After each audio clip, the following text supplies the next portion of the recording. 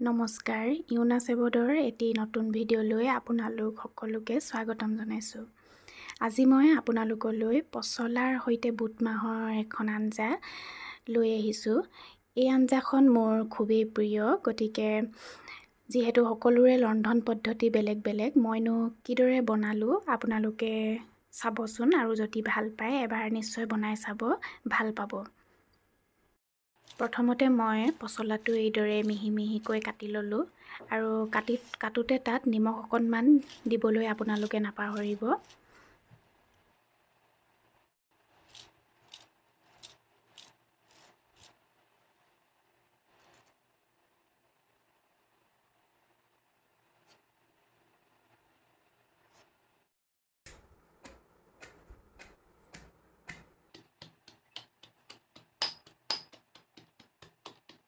তাৰপিছত গিলাচ এটাৰ সহায়ত আৰু অলপ মিহি কৰি ল'লোঁ।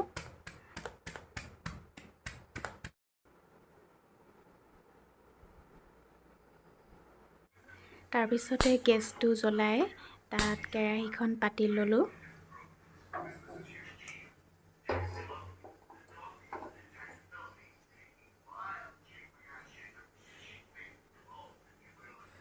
কেৰাহীখন গৰম হোৱাত তাত জোখ অনুসৰি মিঠাতেল অলপ দি ল'লোঁ।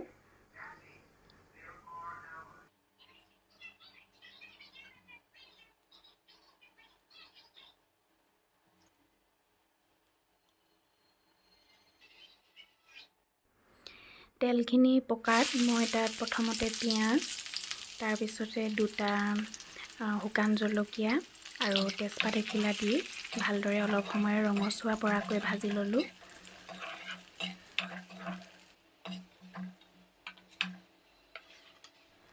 পিঁয়াজখিনি ভজাৰ পিছত তাত মই কাটি লোৱা পচলাখিনি দি দিম। এতিয়া পচলাখিনি অলপ সময় ভালদৰে ভাজি ল'ব লাগিব।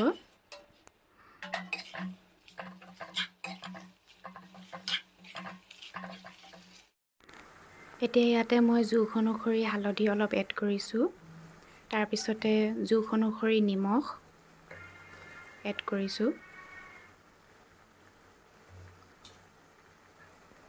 গৰম মছলা অলপ দিছোঁ, লগতে জালুকৰ গুড়ি অকণমান, খুন্দি লোৱা জালুকৰ গুড়ি অকণমান দিছোঁ। এতিয়া এইখিনি ভালদৰে মিক্স কৰি মই ভাজি ল'ম অলপ সময়।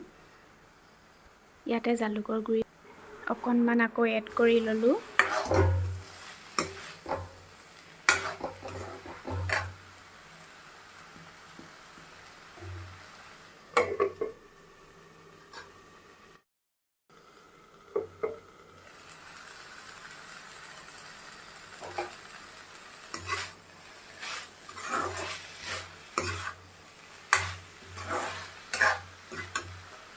পচলাখিনি অলপ সময় ভজাৰ পিছত এতিয়া মই ইয়াতে তিয়াই থোৱা বুটমাহকেইটা দি দিম।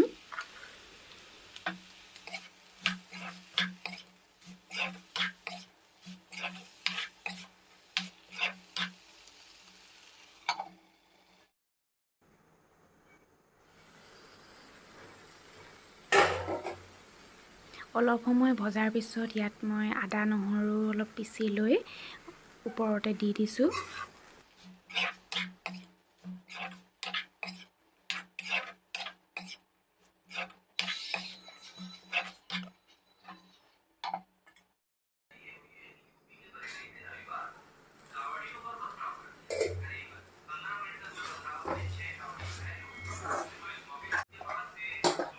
এতিয়া মই ইয়াত মিহি মিহিকৈ কাটি লোৱা আলু কেইপিচ দি দিম।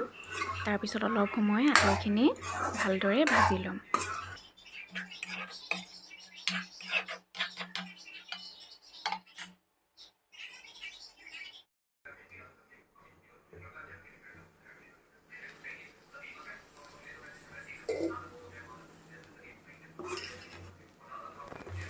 গেছৰ ফ্লেমটো মিডিয়ামত ৰাখি প্ৰায় 20 মিনিটমান ভালদৰে ভজাৰ পিছত মোৰ আঞ্জাখন ৰেডি হৈ গ'ল।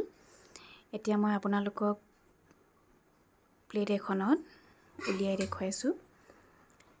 আপোনালোকেও এইদৰে ৰান্ধি চাব পাৰে, নিশ্চয় ভাল পাব। মই এইদৰে বুট মাহৰ সৈতে পচলা ভাজি খাই খুব ভাল পাওঁ। আপোনালোকেও ভাল পাব নিশ্চয়। এবাৰ বনাই চাবচোন মোৰ পদ্ধতিত, নিশ্চয় ভাল পাব বুলি আশা কৰিলোঁ।